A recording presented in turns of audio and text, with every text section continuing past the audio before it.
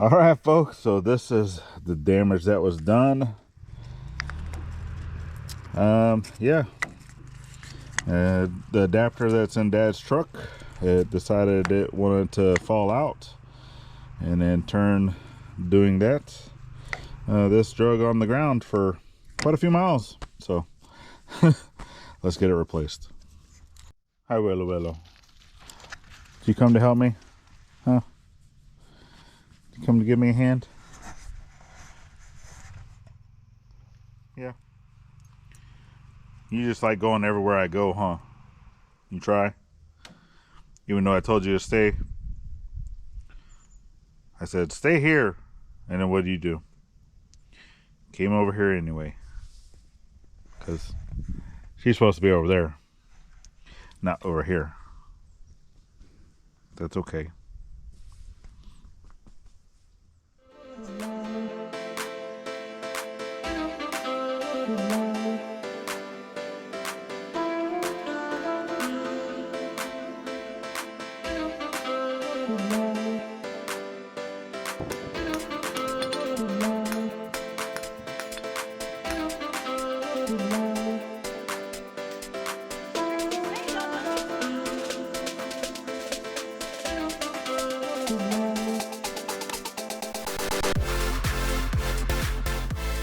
All right, so welcome back to the journey, friends.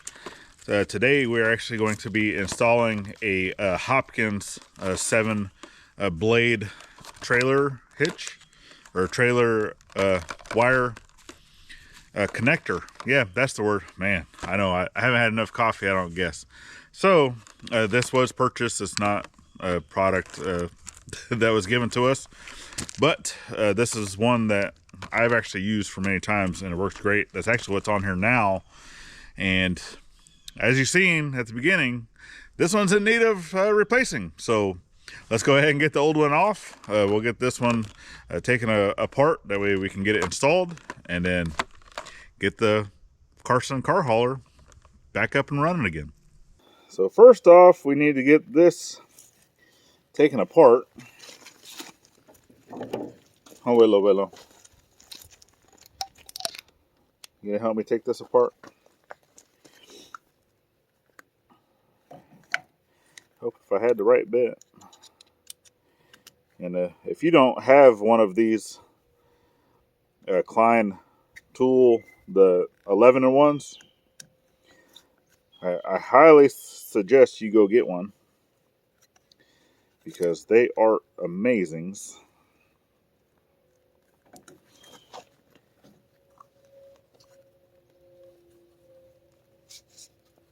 All right, get that. That should be enough to slide down like that. I just want to inspect my wires, make sure none of my wires jug on the ground, which doesn't look like it. Yeah, a little bit of there, but nope. Because I actually, if you can see, put little eyelets on mine, just to make it easier to connect everything. So,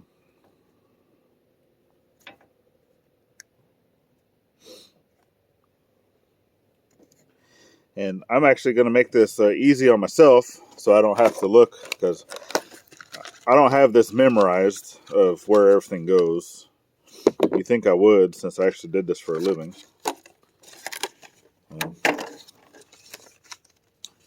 But there is, inside the package, it shows you what everything does. For that, it tells you the wire identifications and all those things. It even comes in French. But to be able to get this off, right, and put the new body on, I have to take everything apart to be able to get that on there. So I was just going to do a 1-for-1, but since this is damaged,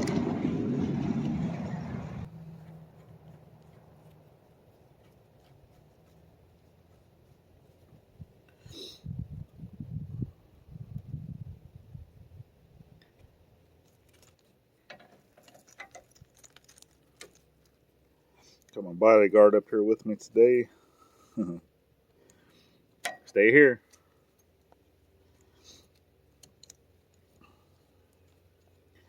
That needs a little bit of reassurance, otherwise she wants to go off the property.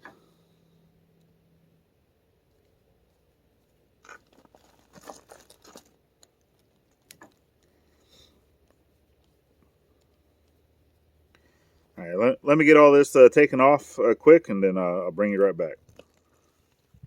All right, so that's now taken off. So now you got to get this one taken apart. Basically undo your screw here. You have a little tiny screw here that actually holds everything together. Because this is more just for the wire, right? This screw is what holds that wire, but you need to loosen it off because it pushes into a little block. So as you back that out, it's no longer pushing onto that block. You don't have to take it completely off, but just enough to where you can push that block out of your way. And it allows it to go over your wire. So I don't know if you can see that little block that's in there that it pushes, shaped like a little U. But to get this taken off, you get this little screw out, which I'm probably going to have to switch. That's why I love these 11-in-1s. Shaky, shaky.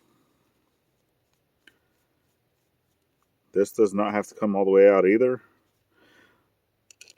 which you can kind of see down in here. Once it gets to where it's flush, or you can't see it anymore, then at that point is whenever you can take it apart. I just push my 11-in-1 in, kind of get that to pop out, just like that. Set this off to the side just for now, so we can get our body onto your wire, which it is a little more difficult when you have the all the eyelets put on your wire,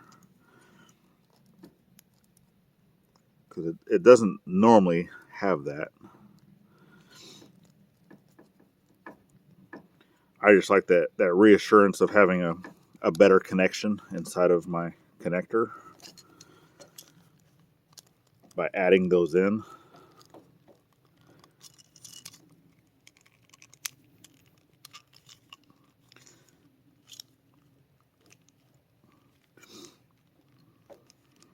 And you have your little white grommet, little rubber seal, which don't worry about getting this fully tightened. You don't got to push it down too far, just enough where you can get your connections made onto your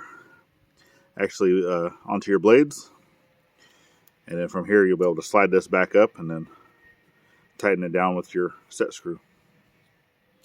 All right, so let's get all the connections made. Now, if you look on the back of this, it actually has, if you can see, all the little letters that's going to say what that is. So GD, right? And that's when you kind of go back to your paper to say, okay, well, what is what? And then GD, the ground, TM, tail light, LT, left turn, RT, right turn. You have an auxiliary. EB is your electric brake, and then BU is reverse, which not everything, you might not even have everything on your trailer. So you just wire up what you know that you have and go with that.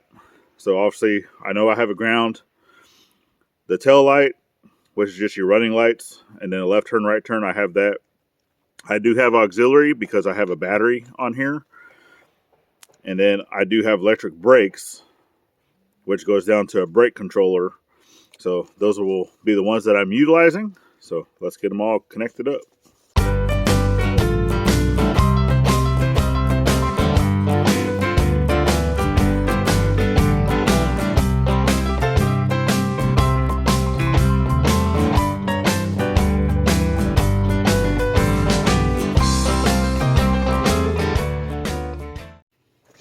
All right, so basically I have all those connected.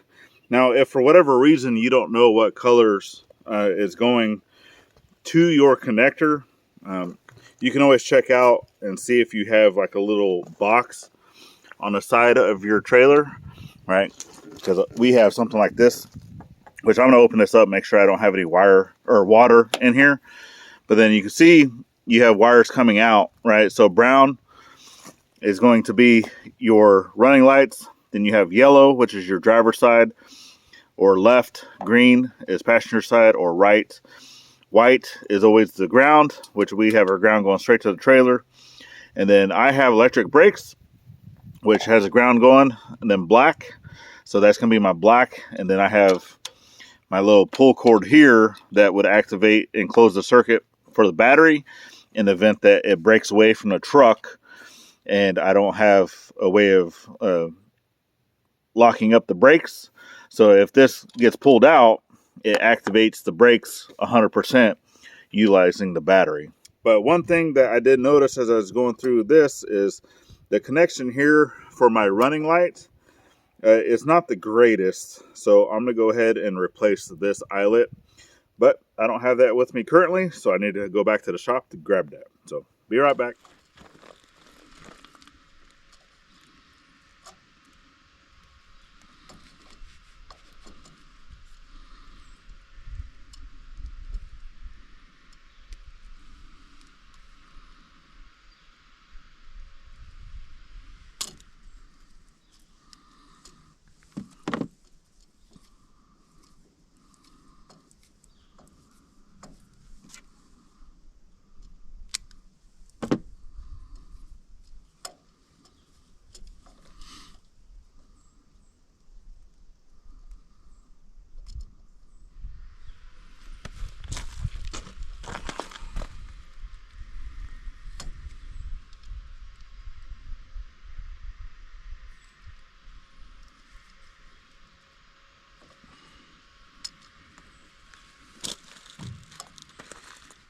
Okie dokies. Got that replaced. Looks a lot better. That's why I always leave just a little bit of extra wire in the event that I ever need to trim just a little bit off. Obviously this one's going to be a little bit tighter than the other wires because I had to do that. But it still has plenty of wiggle room. So now you bring your connector back up.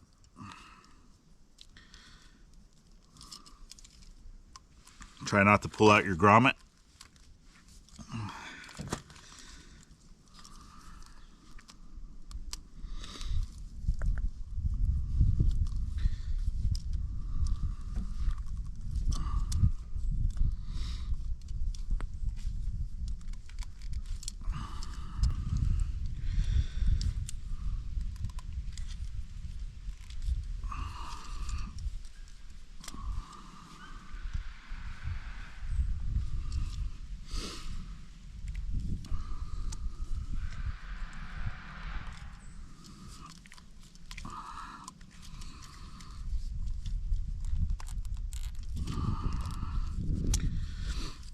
Just slowly work it till you get it to where it needs to go.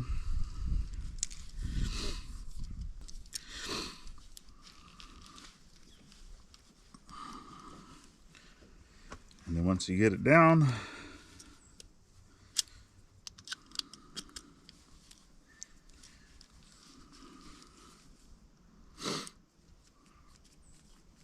lock it in place with your set screw. And then all that's left to do now is to test it, which to do that, I need to bring the truck over here. So let me go grab the truck, get that. We'll go ahead and get this cinched down as well. You don't got to over tighten that. That's just to where it just starts to get snug, which will almost be flush. That just locks it down to where the body doesn't want to slide around. And boom. So let me go get the truck.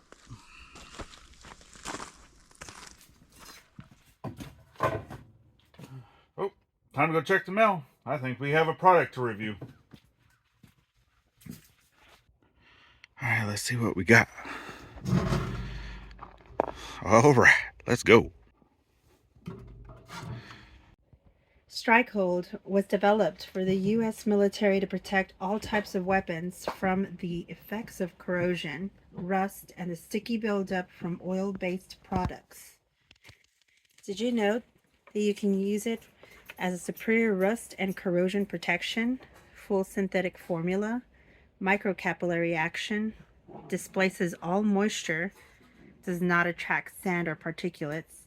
It's long-lasting dry lubricant, greatly reduces friction. It removes rust, lead, and copper. It prevents carbon buildup. It leaves no gummy buildup and will not harm wood finishes. Not only can you use this on firearms, but you can use it on any types of metals. Did you know that? So, thank you, baby, for getting our mail. Ah, you're welcome. Actually, it did come in a box. It did. It did not actually come like that. No, it did not. He just, was like all antsy about getting in there. Yeah. Yep. So the Strikehold. Yes. Yeah. Reach out to us via email. Yes, he did. He did. She did. He They did. Yes. And asked us to review the product, or should I say, show it to y'all to see how it goes. We have a bunch of things to lubricate around here. So not only does it work on weapons, also metal, like we said. All metals. So and since it was developed for a military product, namely it was more for weapons, but since we are both retired Navy, that's why one of the biggest reasons why they reached out to us is that retired military, and they knew that we'd be able to utilize this. And on our creaky knees. Yes, most definitely. But on everything that we have here that's metal, that's been creaking, and and needs a lot of aid.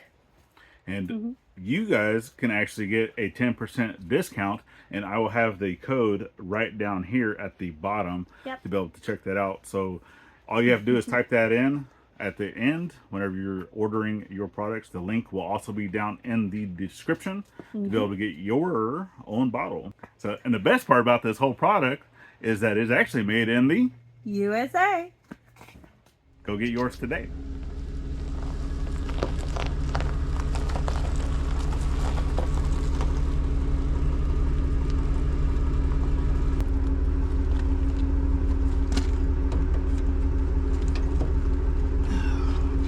Alright, so first off, I'm going to come in here to the brake controller, and I don't know if you guys can see. Oh, there it is. That little red dot lets me know that a trailer is connected. So I can go in here and set, normally I keep it roughly there. If I press that, I can hear the brakes activate on the trailer. But let's go test the lights, see if the lights are working. Side light, running light. Broken lens. Yep, that's my bad.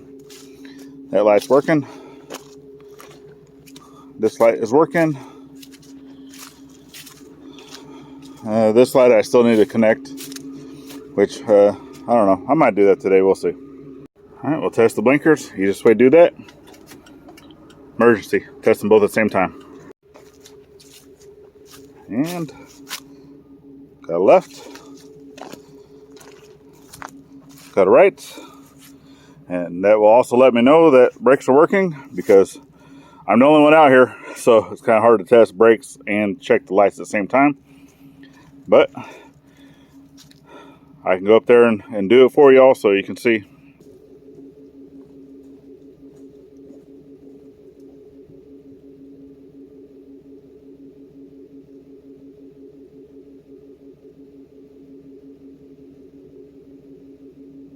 So, did the brake lights work? If they didn't, let me know down in the comments. All right, so there we go, folks. I definitely appreciate you for following along as I rewired up the connector for my 2006 Carson car hauler. Yeah, it's back in business. So, I guess it's off to the next project, because this is a check in the box Well, it's greatly appreciated that you're following our journey, folks. There's another video that you can check out here. And then we have the playlist here to continue to follow the whole journey if you would like. It's greatly appreciated. Have the 2 icons up here at the top. Makes it easy to follow both here and to the side channel. And then last but not least, remember to always think of veteran at every chance you get. Not only on Veterans Day. And we'll see you on the next one. Later, y'all.